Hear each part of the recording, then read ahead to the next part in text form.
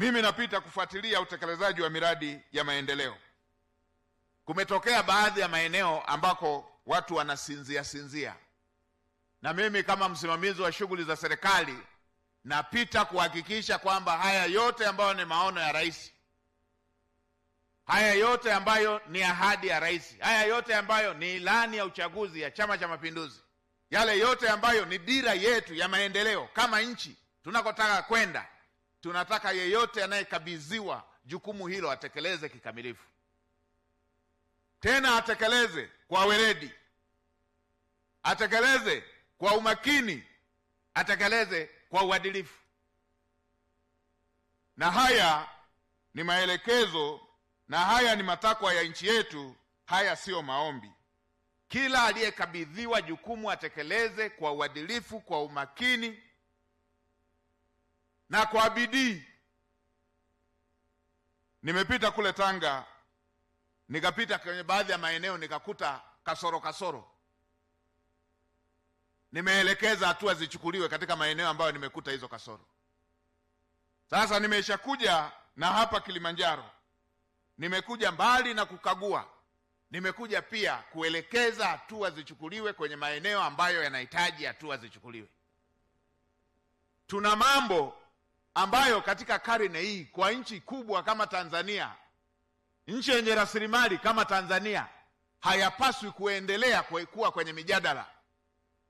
Mkuu wa mkoa, nilishakuelezea nilipofika, na timu yako yote ipo. Fanyeni kazi mambo ya aina hii. Ndani ya miezi 6 baada ya kutekeleza bajeti mpya, mnapopanga bajeti mzingatie haya. Sitaki kusikia habari ya shule ya msingi, shule ya sekondari eti haina matundu ya vyoo.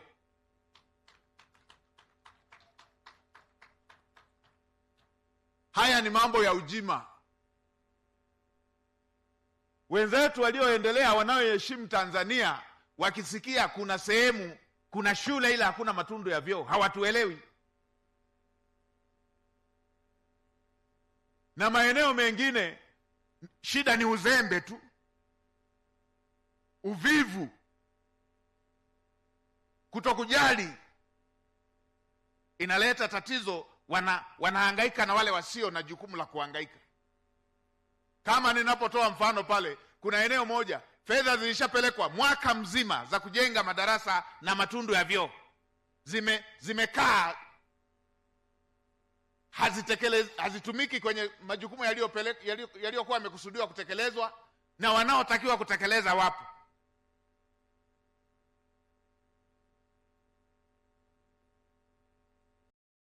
Yaani watumishi wilaya nzima fedha wanayo, eneo lipo, watoto wanapanga foleni kwenda chooni, halafu wao kila siku wako ofisini na mishahara wanalipwa na fedha zipo, mwaka mzima hawajatekeleza.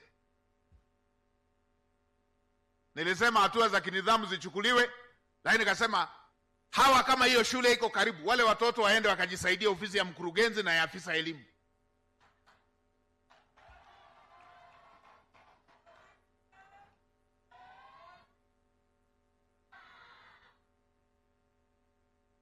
Mambo mengine yanaudhi. Wazazi wakiona watoto wanapata shida ya vyoo, wanaweza wakadhani ni serikali, wanaweza wakadhani ni rais, kumbe fedha imeshapelekwa mwaka mzima, watekelezaji wamekaa nayo, na usikute wameweka wapate riba.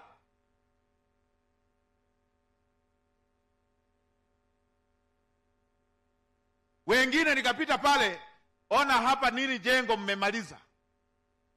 Wengine walipewa pamoja fedha za kujenga jengo kama hili hapa, fedha ya mradi milioni 343 wamegawana kwenye posho. Mishahara ipo, wamegawana na hela ya jengo. Milioni 119, milioni 110.9 wamemlipa mkandarasi, hana hata mkataba, sijui wamempa fedha ya nini.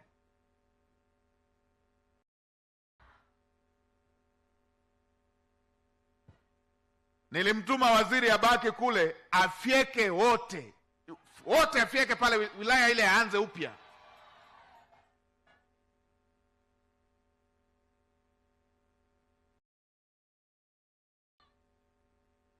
Sasa napenda uungwana, napenda busara, napenda ustaarabu, lakini nachukia uzembe, nachukia wazembe. Ndio maana na pale Same nilipofika nikakuta mkandarasi, fundi yule mtu wa kawaida, mpaka ndoa yake imepata shida, kashauza mpaka ng'ombe, ameshajenga tangu miaka 4-5 imepita, 2020 sio 22, kajenga vyoo, anadai milioni 2 miaka yote hii, wote wapo pale. Ndio maana jana nilisema sasa, ili muone uchungu wa fedha ukoje, kaeni pembeni hapo hapo, mtoe mifukoni mwenu mlipe, kwa sababu mmepuza shida yake kwa muda mrefu.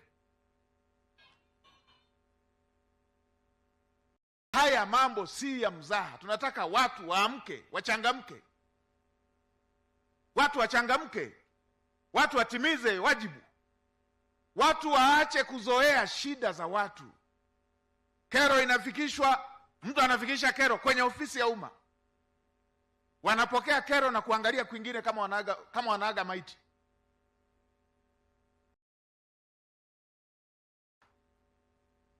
Wanazoea shida za watu. Mtu anafikisha kero, wanapokea kama salamu tu na kuendelea na mambo mengine. Haya hayakubaliki. Ubadhirifu haukubaliki. Sasa kule maeneo tulikopita nimeshachukua hatua kwenye hayo maeneo ambayo nimesema.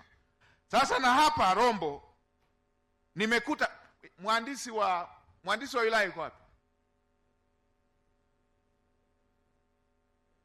Mhandisi, mmekuwa na ujenzi wa mabwawa ya samaki kule Mraokerio. Mkandarasi amefanya kazi chini ya kiwango cha ubora unaotakiwa na amepunguza ukubwa wa bwawa lililotakiwa kujengwa. Ninyi mmechukua hatua gani?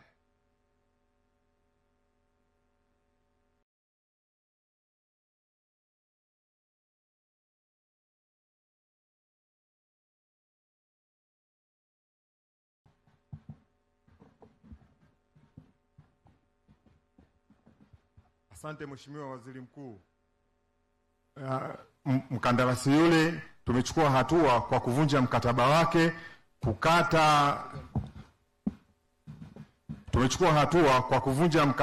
mkataba wake, kukata hasara zote alizotusababishia na kuendelea na mradi ule kwa njia ya force account. Nani aliruhusu abadilishe maelekezo ambayo mlimpa? Hakuna aliyeruhusu maelekezo Mheshimiwa. Ninyi mnakuwa wapi mpaka anatekeleza tofauti na kilichokuwa kimeelekezwa? Huu mradi unajengwa wapi? Si huko wilaya hii? Huko wilaya hii Mheshimiwa. Ninyi mlikuwa wapi mpaka amebadilisha? Mpaka linagundulika jengo limeshakamilika.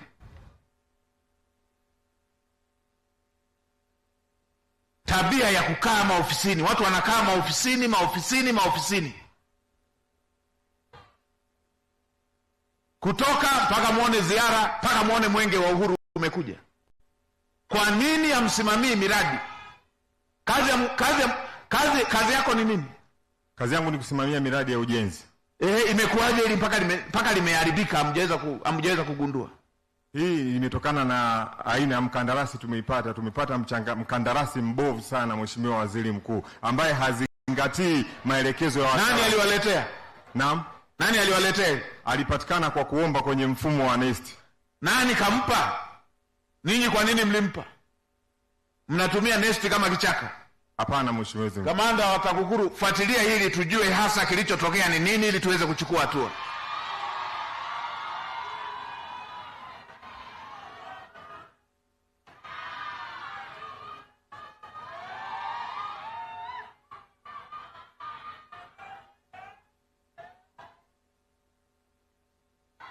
Kulikuwepo na ujenzi wa mradi wa matundu 10 ya vyoo na mabweni 2 shule ya sekondari Mamsera. Mradi umesimama muda mrefu, hadi baadhi ya kuta za mabweni zimeanza kupata nyufa. Mkurugenzi, tuambie hili, kwa nini mmeruhusu hii? Shida ni nini? Wilaya kama ya Rombo mnakuwa na jengo limesimama muda mrefu, mpaka linapata nyufa.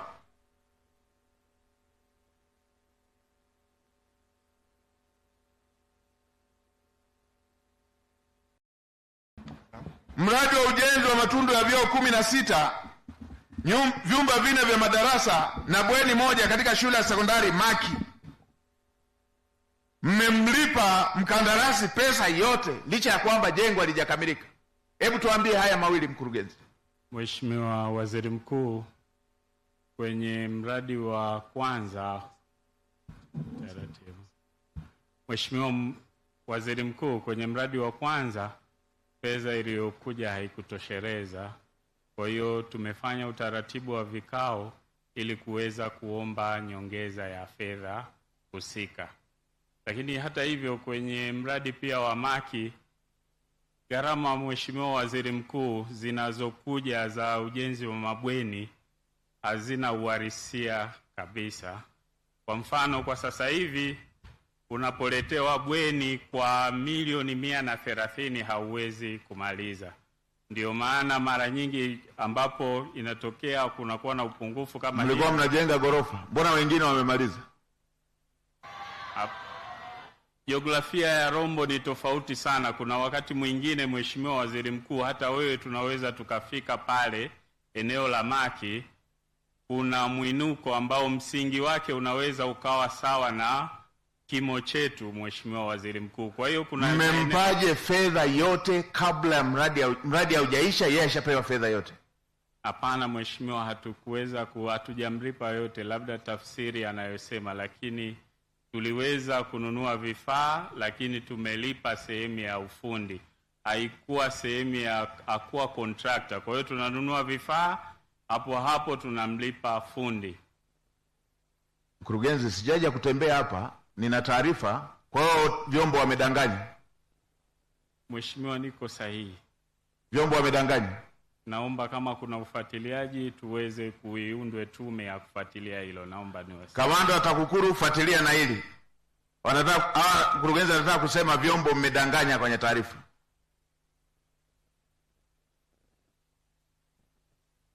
Tutachukua hatua tukishapata hiyo taarifa. Hatutaki uzembe, uvivu, ubadhilifu. Nikishaipata taarifa ya kamanda, Mheshimiwa Waziri, nitaleta maelekezo ya hatua za kuchukua.